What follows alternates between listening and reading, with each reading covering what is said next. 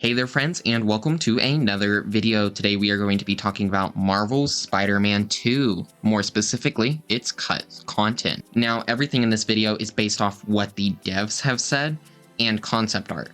I'm sure there's some stuff in the files, but I don't know how to data mine, so for now this is all that we do know. Starting off with a secret room, by getting under the map you can find a secret room, which I think was meant to be in the Hunter Mansion, and here you can find KRAVENS' throne, which has Shocker, Scorpion, Vulture, and Rhino's heads mounted to a wall. As you can see, the Scorpion and Vulture are both untextured. There's also this concept art of the throne, which has Scorpion's mask broken on the ground a bit. More of a PG version it seems, but it seems they ultimately cut the chair and the heads from the game completely.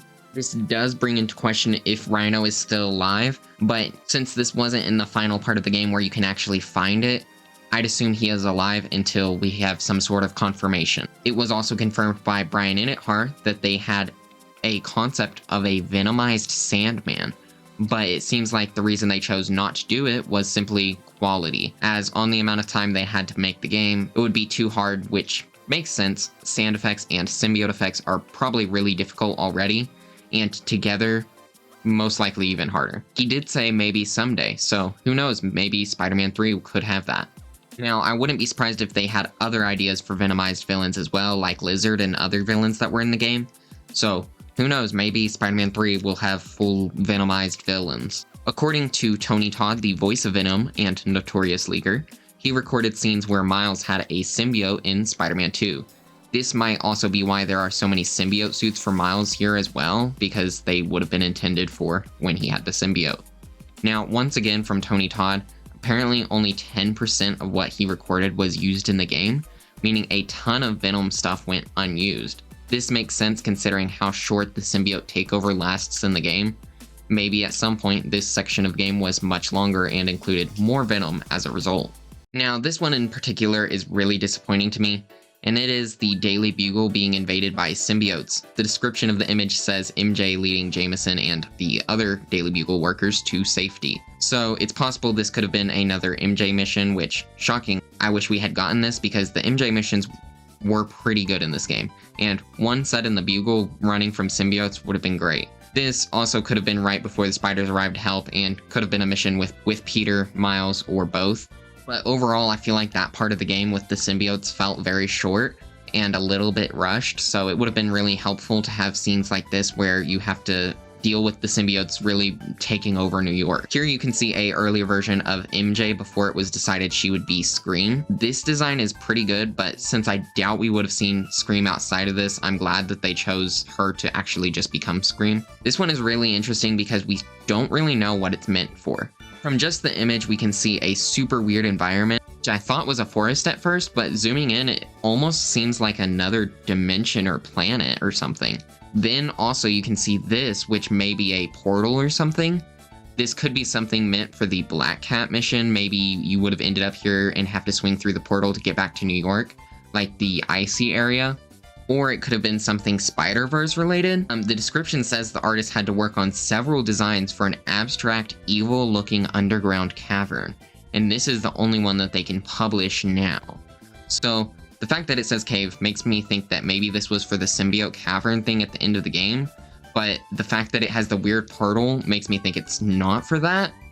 And the person said they can't show the other part of this cave, which makes me think that this was completely cut from the game and not like used for something else. Maybe this could be reused in Spider-Man 3 or DLC or something, but I really am interested in what this could be, and I really want to know. If y'all know anything about this, let me know. Currently in Spider-Man 2, the anti-venom effect causes a burning look similar to in the comics, but here you can see this, which seems to be more inspired by Mr. Negative's powers and Miles's electricity here at the end. Now next we have some unused Venom abilities. First off, a giant claw swipe, a double tentacle hammer fist, which I think is used in the game, a giant bite, which is insane looking, a tentacle ball, once again insane looking, and a giant Venom with double car smashers, a skinny form to fit through gaps and for stealth, which is super freaky, and a ranged attack. Now, all of these are awesome looking, and the fact that there's a stealth form makes me think maybe we were meant to have Venom playable for longer this game. Hopefully these are reused in the future for a Venom game or Spider-Man 3 or something. Here you can see a coffee shop where Harry and Peter were supposed to meet for a chat, and it was meant to show off more of their relationship, as well as showing off more of New York. Here you can see a different version of the secret lab in the game. This one, instead of being underground, seems to be built directly where the meteor landed, and you can also see a venomized Harry talking to Norman, most likely here to get the meteor. Now, there's also a few things that are coming to the game that were most likely planned for launch before being pushed into an update. First, the ability to change the time of day and weather, New Game Plus, and replayable missions. Here is a alternate version of the Scarlet Spider 3 suit with no hood. This most likely wasn't meant to be an actual suit, but I wanted to include it just in case maybe it was. I noticed this when looking through all the concept art. Speaking of suits, how about some of the cut suits? While we don't know about any new suits, we do have quite a few suits from Spider-Man 1 and the Miles Morales game that were cut from the suit roster.